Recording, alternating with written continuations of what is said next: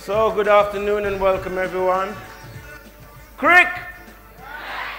I won't say too much, I will just go straight into the story, but because Andrew has said quite a lot and Jan has said quite a lot already. But I would like to thank İhlas Koleji for asking me to come again. And just to tell you that last time when I was here with Yatesh, we had such a good time. He showed us around and we said to Yatesh, myself, Ben Haggerty, and Abby Patrick, a French storyteller, we want to go to a hammam. And he said, I know a good hammam, one I go to myself. I take you there. So we went to the hammam all together, you know, we all had such a good time.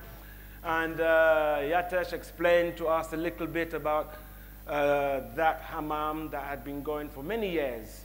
And they're still going to this very day, and that's that really. So, let me tell you a story. Crick! Crick! Crick!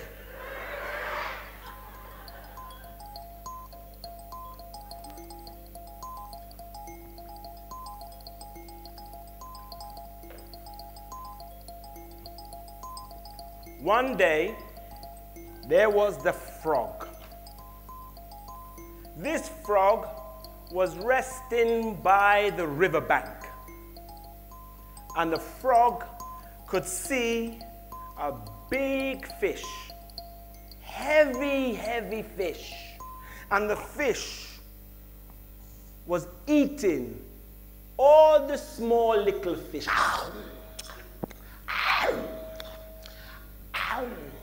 And the big fish was swimming further and further up the river.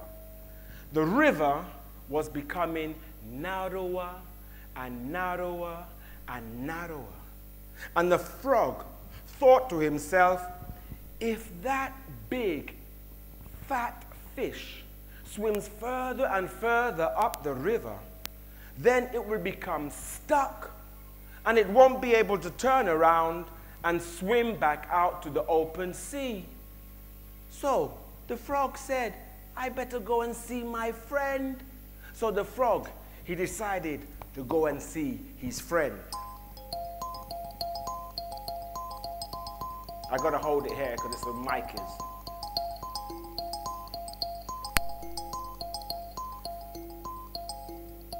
The friend of the frog has silver, blue, black feathers, a sharp black beak. It is the crow. Oh, the frog says, Brother Crow, I was there by the riverbank, and I could see there was a big, fat, huge fish, and it was eating all the small little fish. And it's growing bigger and bigger and bigger. And as it swims further and further up the river will become narrower and narrower and narrower. Then it will become stuck. It will not turn around and swim out to the open sea.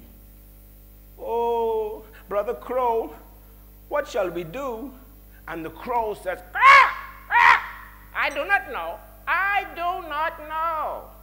But I have a friend, and I will go and see him. So the crow opens up his wings. And he flies high up into the mountains. He goes to see his friend who lives in a round-bedded house of twigs. He has a huge chest, round beady eyes, and a hooked beak.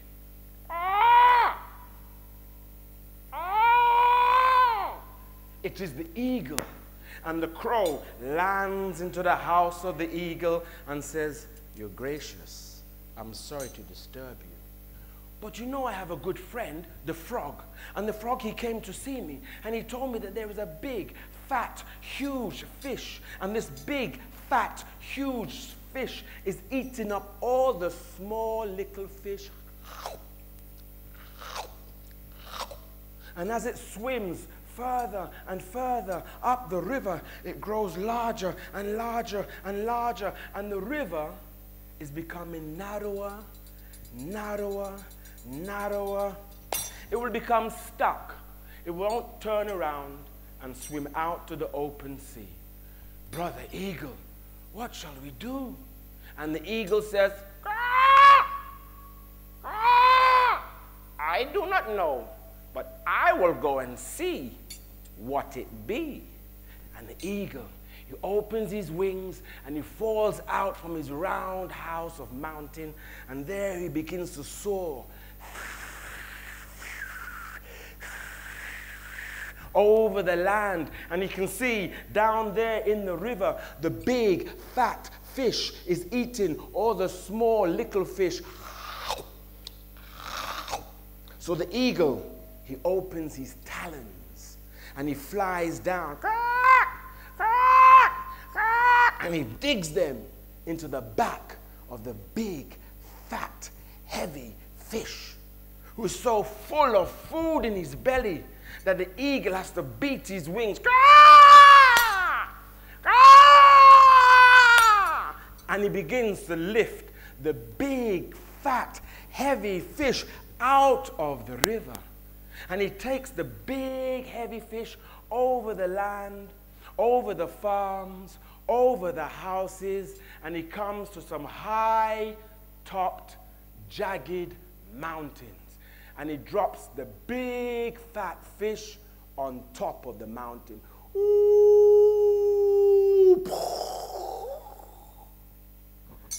And everything is fine. Crick! Crick! The eagle, he goes back to the mountainside. The crow goes back to the treetop. And the frog goes back to the riverbank. Ribbit. Ribbit. All of a sudden, the frog, he hears a sound he has never heard before.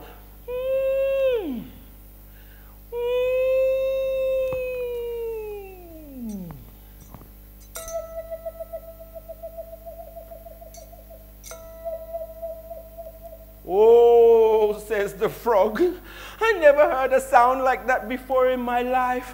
What can it be? Is it lightning? Is it thunder? Is the ground shaking? Oh my gosh, what sound is that? So the frog decides to go and see his friend. Shout and tell me, who was the friend of the frog? So the frog, he goes to see his friend, the crow. Blip, blip, blip, blip, blip, blip, blip, blip. He says, Brother Crow, I heard a sound. Have you heard the sound? The crow, he listens, and the crow hears,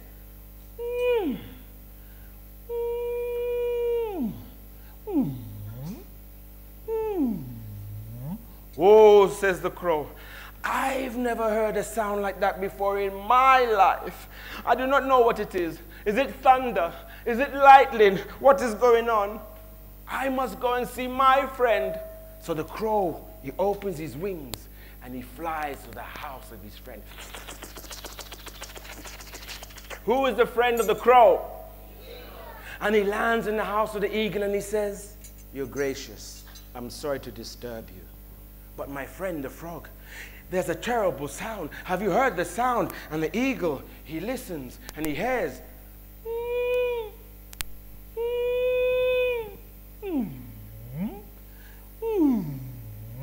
Oh, says the eagle.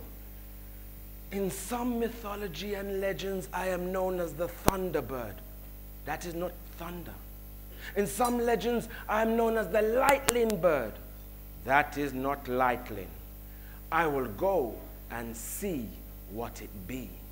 And the eagle, he opens his wings and he falls out of his round-bedded house of twigs and begins to soar across the sky.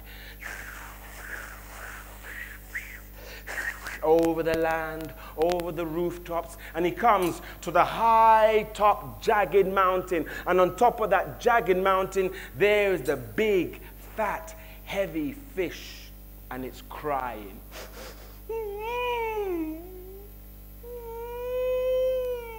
Hey, says the eagle, stop your noise. Why are you crying?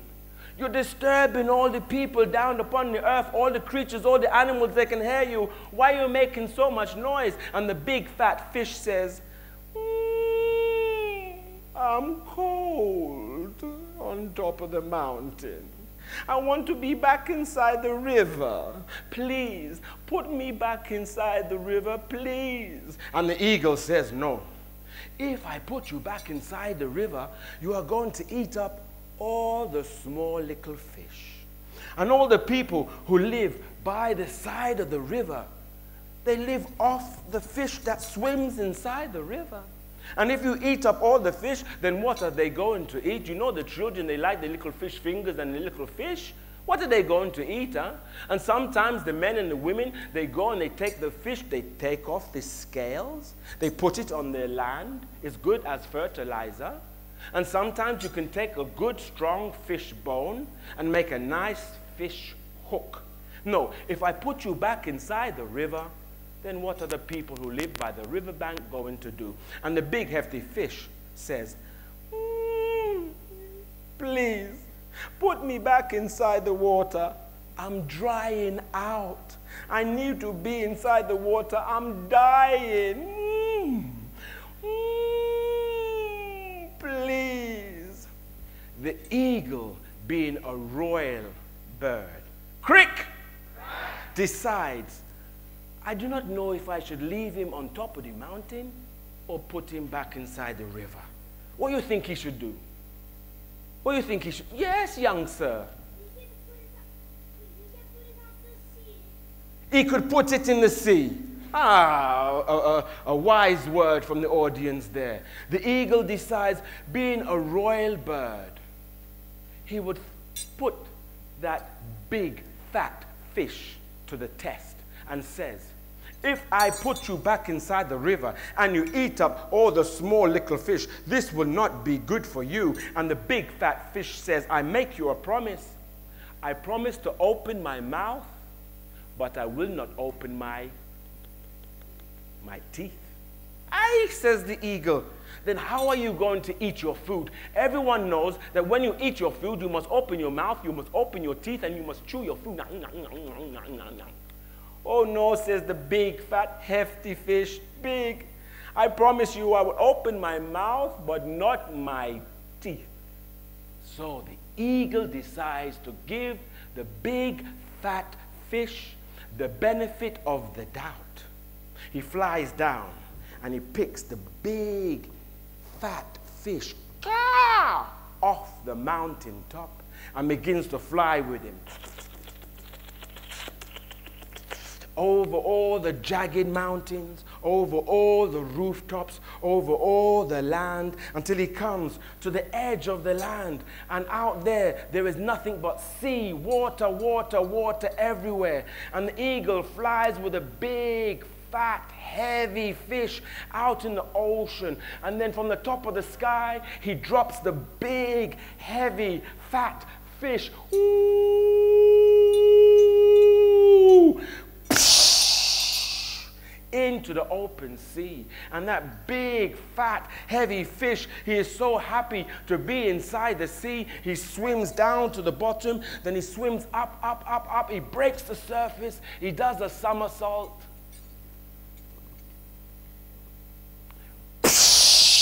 And goes back down again. The eagle, he is circling. He is watching. He sees that that big, fat fish opens his mouth, but he does not open his teeth. And so he begins to eat.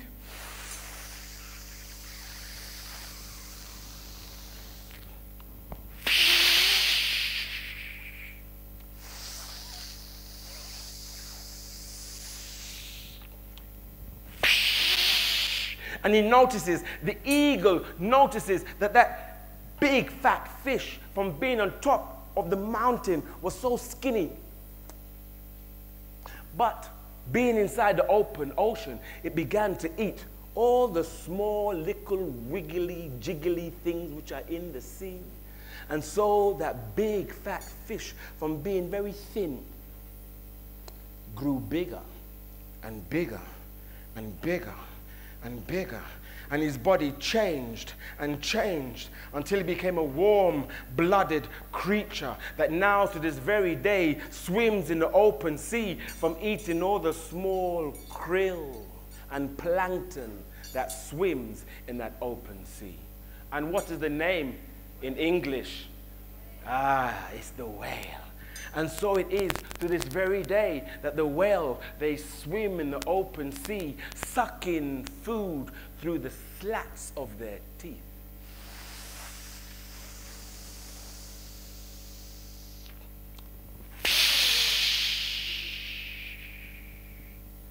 So ends my story.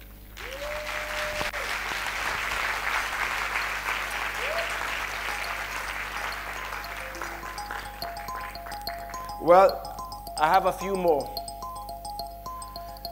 Last time I told a story, a Hodja story. And I've been requested to share it with you again. But before I tell you that story, I'm going to tell you another Hodja story. A short one. One day, our man, Hodja Mullah Nasruddin, he had some clothes to take to the stream to wash. He had put all the dirty linen inside the basket. He put it on his nice favorite donkey, and he decided to take a walk to the stream to wash his clothes. Before he left his house, he could see that his most beloved cat was following him. I said the Hodja to the cat, "You want to come? Come then, come." The Hodja started to walk to the stream, and when he got there, he washed his clothes. And when he finished washing his clothes, he could see that the cat was very dusty, very dirty. So the Hodja decided he would wash the cat. He picked up the cat, and he started to put water over the fur of the cat. At that time, there was somebody walking right by where the Hodja was.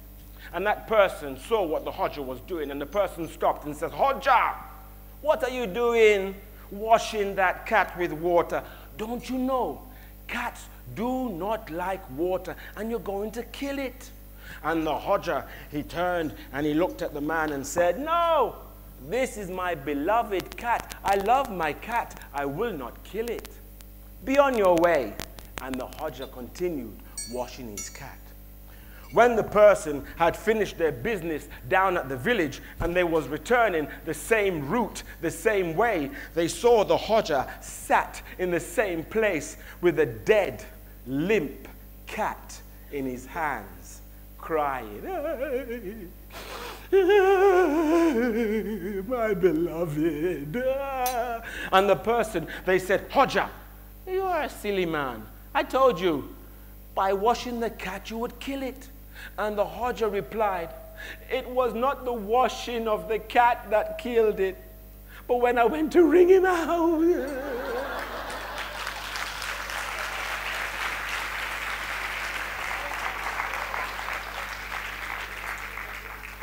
Quick! And my last story is this of the Hodja. One day the Hodja, he gets an invitation to go to a banquet hall dinner. A dinner like we have had this lunch break, you know. The Hodja, he gets the invitation. He reads the information and says, "When the day comes, I will go to the banquet hall dinner." He puts the invitation on the mantelpiece, and the days they pass. The day it comes, the Hodja, he puts on some nice clothes appropriate for a dinner. He takes his invitation and goes to the banquet hall. Well, as he's walking there, there is a doorman, big, broad, bold, standing there blocking the way. And the doorman sees the Hodja. He looks him up. He looks him down. He looks him up and says, "You, sir, cannot come in." "Why?" says the Hodja. "I'm dressed appropriately. Why can't I come in?" And the doorman says, "Because you are not dressed properly." "What?" says the Hodja. "Of course I'm dressed properly." "No," says the doorman. "No, you will not come in to this lunch." The Hodja does not want to make a scene, so he decides he will go home and put on something better. So he goes home. He changes his clothes. He puts on something far more better. He takes his invitation and he goes once again to the banquet hall. The doorman is there as before, blocking the way. The doorman sees the Hodja coming. He looks him up, he looks him down, he looks him up and says, "Sorry, sir, you cannot come in." "Why?" says the Hodja. "I've been home, I've changed, I'm not wearing my underpants, you know. Why can't I come in?" And the man says, "You are not properly dressed." The Hodja wants to go and eat this lovely succulent food. So he says, okay. He goes home, he takes off one set of clothes and he puts on a fine set of clothes. Silk, fine turban wrapped. His beard is combed. His shoes are nice and turned up. He is dressed very fine indeed. Well, he goes to the banquet hall. There is the doorman, and the doorman sees the Hodja coming. The doorman looks him up, the doorman looks him down, and the doorman does a strange thing. He parts the way, allowing the Hodja to go into the banquet hall. There is people sitting down this way and that way. The Hodja is looking for the place where he should sit. He sees on the table a name plaque. It says Hodja. The Hodja sees the empty chair. He sits down and says, "This is where I sit." "Ah, how are you, Hodja?" "I'm fine." "Yes, how are you?" "I'm fine. This is very good." "Have you come to enjoy the meal?" "Yes, I've come to enjoy the meal." "Yes, that's very good." The first course is brought in. Let us say it is soup. The guests, they smell it. "Ooh, smells delicious." "Well, enjoy your soup, enjoy your soup." And they begin to, as Jan said, the Hodja, he sits there, he looks at the soup. The soup looks very nice and tasty indeed, but the Hodja does a strange thing. He puts his hands in the soup and he throws the soup onto his bed and he rubs the soup into his bed. He puts some more soup and he rubs the soup into his turban. And the people who are sitting there say, "Eee, disgusting. Who asked this man to come and sit here at our table? Ay, ay, ay." But they don't want to make a scene or any embarrassment. The first course is taken away and the second course is brought in. Smells delicious, just as we have had at lunch today. Such a variety of food. And it's brought in and the Hodja sits there. They say, "Bon appetit, bon appetit, enjoy your meal, enjoy your meal." Some people eat with their fingers and their hands, no problem. Some people eat with chopsticks, no problem. Some people eat with knife and fork, no problem. The Hodja watches everyone eating, and then he puts his hands inside the rice, and he smears the rice all over his clothes. And then he puts his hands inside the salad, and he opens his pants, and he pours the salad into his pants. And then he picks up some of the meat, the kebab, and he dresses his turban with kebab flapping over his turban. And the guests, they say, "Disgusting, disgusting." And they jangle their bangles. They say, before the third course is brought in, we must call the host to see if we can usher this person out of our dinner. The host comes and says, "Sir, may I see your invitation?" The Hodja, he holds up his invitation. The host reads the information on the invitation. The host looks at the name plaque on the table and sees it says Hodja. The invitation says Hodja. The host looks into the eyes of the man who is sitting down, and the man who is sitting down looks into the eyes of the host and says, "I am the Hodja." And the host says, "Sir, I can see you have been invited and you are most welcome to sit and enjoy the meal. But can you explain what is the relationship between the food and your clothes and the clothes and your food?" The Hodja begins to explain. "The first time when I came to this banquet hall dinner, your doorman did not let me in. He said I was not appropriately dressed. So I returned home and I put on something more appropriate. When I returned again, your doorman said I was still not appropriately dressed. So I went back home and I put on the finest of my finest of garments. And your doorman done a strange thing because he allowed me to enter. So, says the Hodja to the host, it seems to me that you and your doorman have not invited me, but you have invited my clothes. So this is why I will not eat your food, but my clothes will eat your food instead. And with that, the Hodja took the plate and threw the plate all over himself and sat there having a bath with all the lovely food.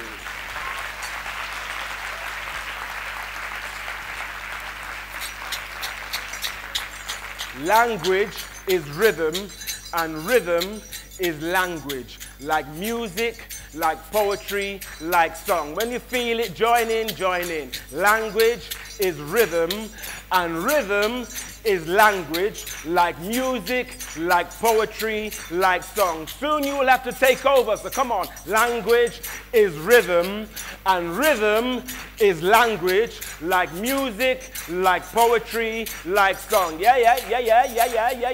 Language is rhythm, and rhythm is language, like music, like poetry, like song. Now it's your turn. I'm going to help you a little bit. Language is, and rhythm is, like music, like, yeah, one more time. I leave it to you.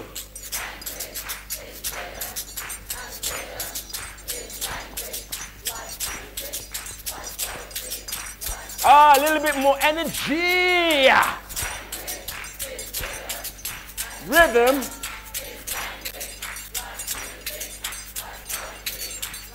Last time, I join you. Language is rhythm, and rhythm is language, like music, like poetry, like song. And in the music,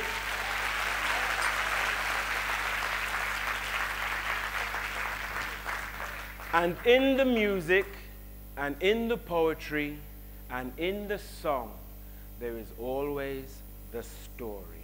Thank you, ladies and gentlemen.